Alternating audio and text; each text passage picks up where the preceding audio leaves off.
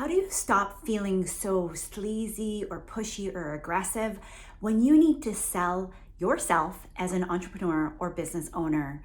That is the $1 million question, isn't it?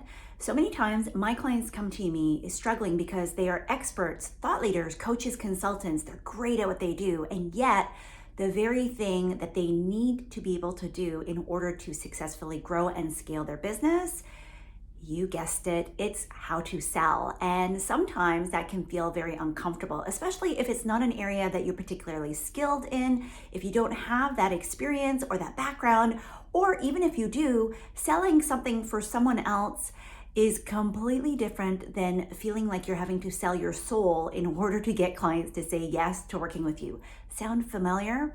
So I'm here to share with you today the easiest way to reframe this, to go from like struggling to sell to actually having it feel light and easy, and even something that you're giving other people an opportunity to work with you. If that sounds good, you're in for a treat, because we're going to keep this one really short and sweet and get right to the point.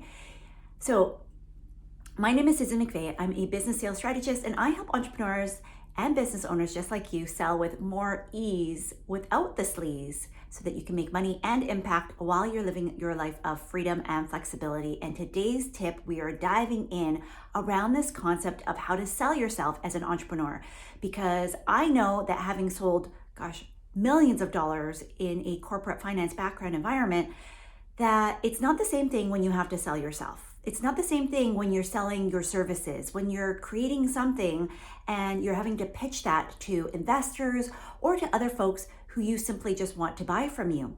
It feels totally different.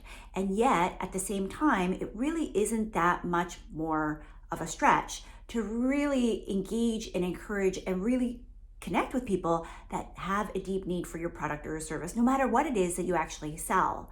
So what I want you to think about today is that selling is actually serving, and that selling is actually leading.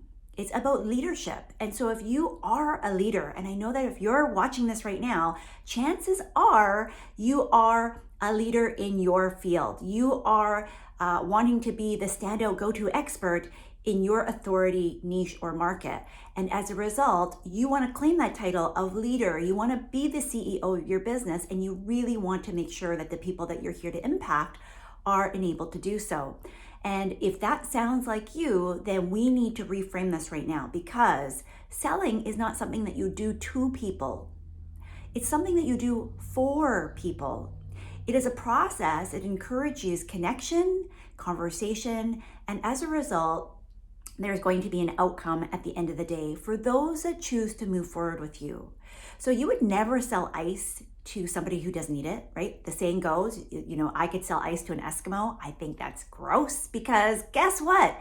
People who live up north are surrounded, so the story goes, by ice and snow. So you're essentially trying to sell something to someone who has no need for it whatsoever.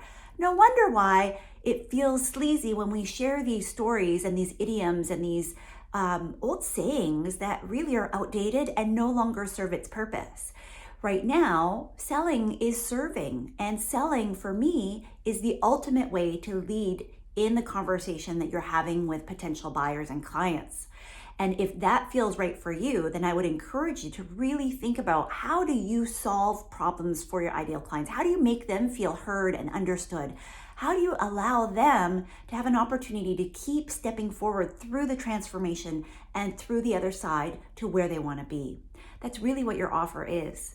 And in order for people to be able to do that, you have to sell. You have to invite them into that opportunity. You have to tell them about what life could look like if they stopped on the struggle bus, if they were able to finally get free, if they actually had what it was that you have to offer that basically creates the pathway between where they are right now and where they want to be.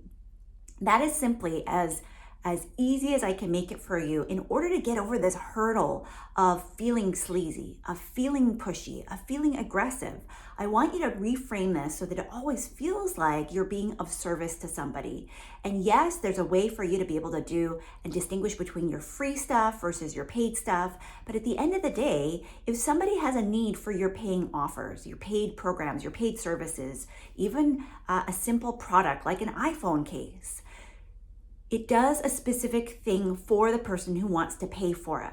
And if they don't know about that, then they can't make a decision for themselves. So really, you're educating people, you're advising them, you're guiding them through the best decision for them. And as a result, you need to step up in your own leadership and your own confidence to know that what you do matters, that it changes lives, and that if people don't want to move forward, that's totally okay. But your job, my friend, is not to worry about those who aren't ready. Your job is to find the ones who are and encourage them and to give them that opportunity and to serve them as best as you can in what capacity they want to be served at. And sometimes, and especially as a business owner, especially as an entrepreneur, you want those that are ready and willing to take the leap of faith, to make the investment not only in you, but ultimately in themselves, so that they can say yes to working with you. And that only happens through your ability to serve